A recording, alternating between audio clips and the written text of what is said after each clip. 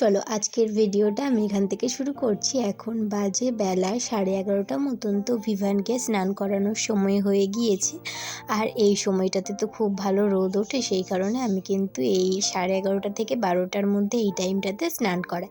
তো ভিভানকে স্নান করাবো বলে আমি এখন ওই ইলেকট্রিক কেটেলে করে গরম জল বসিয়ে দিয়েছি, আর এরপর ভিভানকে আমি সুন্দর করে স্নান করিয়ে দিচ্ছি। ভিভানকে স্নান করাতে করাতে ভিভানের স্নান করার পর যা যা জিনিস প্রয়োজন, যেমন ক্রিম, তারপর লাগছে হচ্ছে কাজল, পাউডার, এর জামা কাপড়, এই সমস্ত কিছু কিন্তু আমি সুন্দরভাবে গুছিয়ে রাখি, যাতে স্নান করানোর পরে আমাকে খুঁজতে না হয় যে গামছা কোথায় বা কোথায় কি আছে। আর ওকে স্নান করিয়ে গা মুছিয়ে আমি ভালো করে এবার ওর হাতে পায়ে একটুখানি ক্রিম মাখিয়ে দেবো, যেহেতু এখন ঠান্ডা তো যায়নি, শীত কিন্তু এখনও আছে, আর হাত পা কিন্তু এখনও খুব শুষ্ক এবং খসখসে হয়ে যায়, সেই কারণে ওর হাতে পায়ে ভালো করে ময়েশ্চারাইজার মাখিয়ে দিচ্ছি।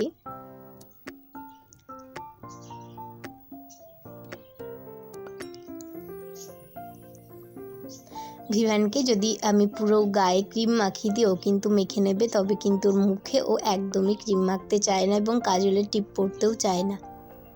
এমনকি ওকে জামা পরতেও চায় না, খুলতেই চায় না। যদি একবার জামা পরে নেয় তাহলে খুলতে চায় না, আর আরেকবার যদি খুলে নেয় তাহলে কিন্তু পরতে চায় না। ওই যে বললাম, ও চায় না, এই যে এবার ক্রিম মাখাতে মাখাতেই জেদ ধরতে শুরু করে দিয়েছে যে ক্রিমের পুরো কৌটোটা ওর কিন্তু লাগবে এখন।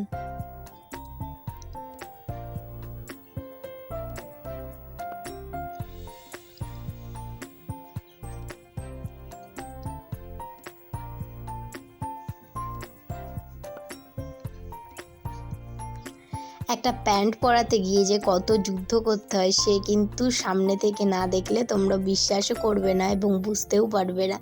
ও একবার যখন বলেছে ওর ক্রিমের কৌটোটা চাই, তখন কিন্তু ওকে ক্রিমের কৌটোটা দিতেই হবে, সেই কারণেই খুব জেদ করছে যে ক্রিমের কৌটোটা এখন ওর লাগবে।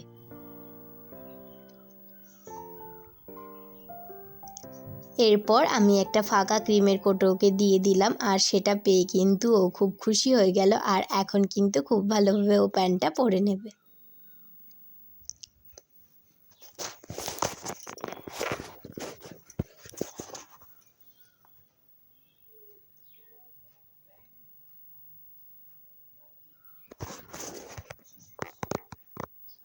ভিভানের এই জামাগুলো দেখে তো তোমরা চিনতেই পারছো, এই জামাগুলো হচ্ছে ভিভানের দুর্গাপুজোর সময়কার জামা। তবে আমি ওকে এখনই পরিয়ে দিচ্ছি, তার কারণ ভিভান তো আস্তে আস্তে বড় হচ্ছে, জামাগুলো ছোট হয়ে যাবে, সেই কারণে পরে পরতে পারবে না, আর সেই কারণে আমি কিন্তু জামাগুলোকে আলমারিতে তুলে না রেখে এখনই পরিয়ে দিই। দেখো ক্রিমের প্যাকেটটা দেওয়াতে কত খুশি হয়ে গেছে, তাই না? ভিভান কিন্তু ছোট ছোট জিনিসে আনন্দ পায়, আর সেটা দেখে কিন্তু আমরা খুব খুশি হই।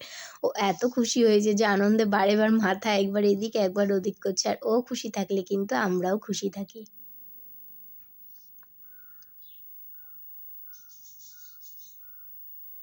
এরপর ওকে জামা প্যান্ট পরিয়ে দেওয়ার পর একটুখানি রোদে নিয়ে দাঁড়াবো, একটুখানি বলতে ওই 10 থেকে 15 মিনিট রোদে নিয়ে দাঁড়াবো।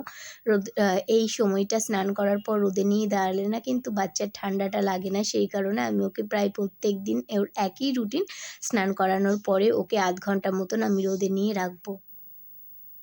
এরপর আমরা দুজন মিলে খেলা করছিলাম, আর ততক্ষণে কিন্তু আমি ওদিকে গ্যাসে আমার দুপুরের রান্নাবান্নাটা বসিয়ে দিয়েছি। আজকের রান্নাবান্না খুব সাধারণ এবং সিম্পল।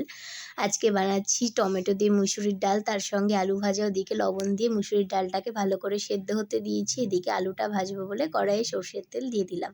সর্ষের তেল গরম হলে তাতে দিলাম কালো জিরে, এরপর আমি আলুগুলোকে দিয়ে ভালো করে ভেজে নেব।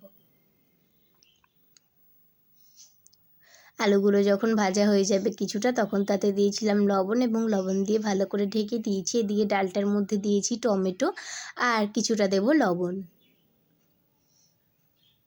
আর এর সঙ্গে কিন্তু অল্প একটু হলুদও দিয়ে দেবো। এদিকে দেখো আমার আলুটা কিন্তু প্রায় অনেকটা হয়ে গেছে। এদিকে ভিভান আমাকে রান্নাবান্না করতে দিচ্ছে না, একটুখানি জেদ করছে, সেই কারণে আমি ওকে এখানে একটু আটা মেখে দিয়েছি। ওইখানে রুটি বেলবে কি, গোটা আটার কোটোটা খুলে আটা ছিটাচ্ছে।